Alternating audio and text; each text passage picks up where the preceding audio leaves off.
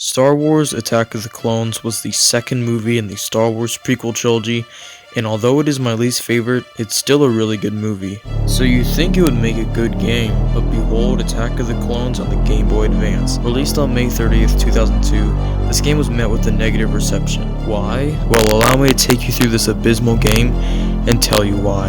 I'll be going through all 11 levels, either talking about flaws in the level or in the game in general.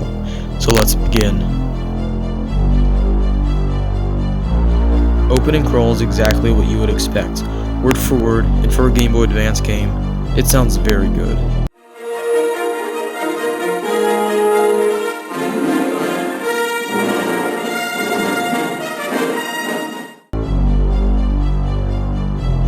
Cutscenes are all just frames from the movie with text under them. It works well enough. I'm gonna start by talking about the gameplay.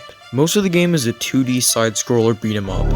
Section 1 of level 1 is just walking to the right, killing an enemy, walking to the right, kill 2 enemies, and so on. Section 2 really mixes it up. You see, now you do very basic platforming, walk to the right, kill some enemies, basic platforming, walk to the right, kill enemies. The developers must have thought that was way too intense because Section 3 is back to walking to the right and killing some enemies. You may think, oh okay, it's just repetitive and gets boring quick, I get it, but oh no, it is so much more. I'm just getting started. Level 2 is the first vehicle level in the game, and for the Game Boy Advance, this looks pretty good. That's the only positive to this level. So you're chasing down Zam just like the movie, and this level's main flaw is how long it feels. It's only about a minute and a half, but again, it feels very repetitive, which makes it feel like it lasts forever. All you do is move up or down, avoiding hazards, and these hazards suck and make no sense.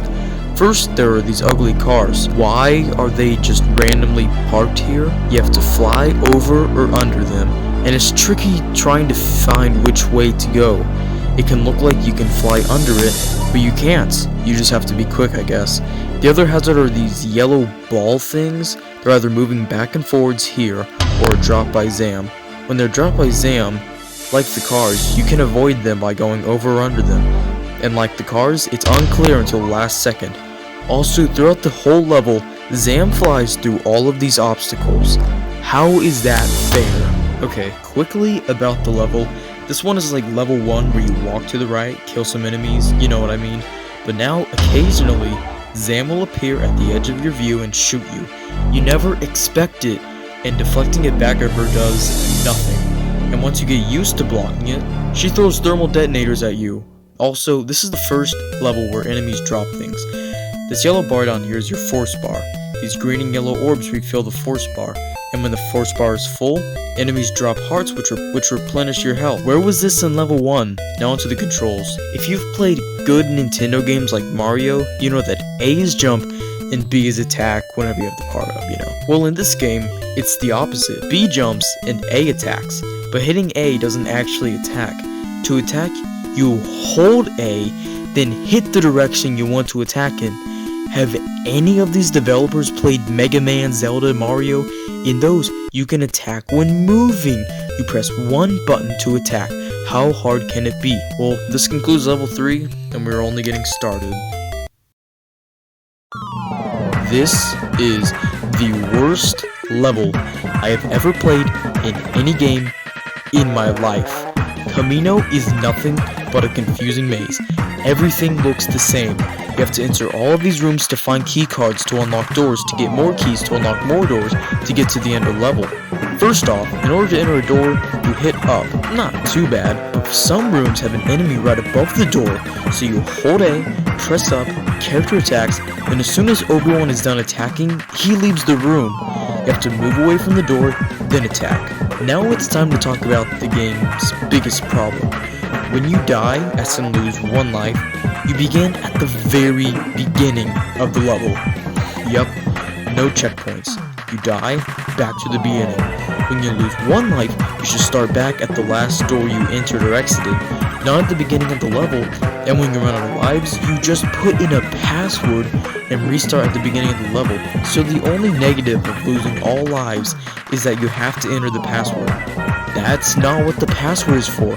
The password is for when you're done playing, so then later, whenever you want to play again, Instead of having to play through multiple levels to get back to where you were, you can just enter a simple password. I never complete this level because it's way too long and difficult. Level 5 is just another vehicle level, just wait out the timer. Again, boring and tedious. Level 6 is based on the best part of the movie, when Anakin rages out after his mother's death and kills the village full of Tusken Raiders. But instead of being a chilling sign of Vader, it's a glitchy mess. First off, it's like level 1 walk, kill, walk, but this level just kept glitching out for me. It started as something small. Anakin's lightsaber would just spaz out while being swung. Then the Tusken Raiders and Bantha started looking like stormtroopers riding a bunch of stormtrooper boots stacked on top of each other. Then Anakin himself started glitching out to the point where he was made of his boots. This game may suck, but it sure has beautiful glitches. Level 7 actually includes platforming, but don't get excited. It is horrible, especially with these stiff controls. One accidental slip and you have to basically start at the beginning of the level. I like to skip this one as well. Level 8 takes place entirely on a conveyor belt in the droid factory. These yellow things hit you and you automatically die. This level also sucks. Other than that, walk, kill, tedious, boring, no thank you. Level 9 is in the Geonosis battle arena where you play as Mace Windu, who waves his lightsaber back and forwards whenever you stand still. What's up with that? You walk, kill, walk, then fight Jango Fett, which is, you guessed it, boring. Level 10 is the final vehicle level, thank god. This time the level can end early if you destroy the 2 ships by Count Dooku. And speaking of Dooku, it's time for the final confrontation against Dooku. But before you can face Dooku, you must face 3 rounds of enemies. This is nice because this way you can build up health and force for when you face Dooku. And when you reach Dooku, I swear he never stops swinging. You can hit him, but he will also hit you, and the cycle repeats. And then if you die, you have to face 3 rounds of enemies again before getting another chance at him. Why? No, what is the point? This game is awful. I know many bad games, but some can still be fun to play. They can be so broken or so bad in a way that makes it fun, but not this game.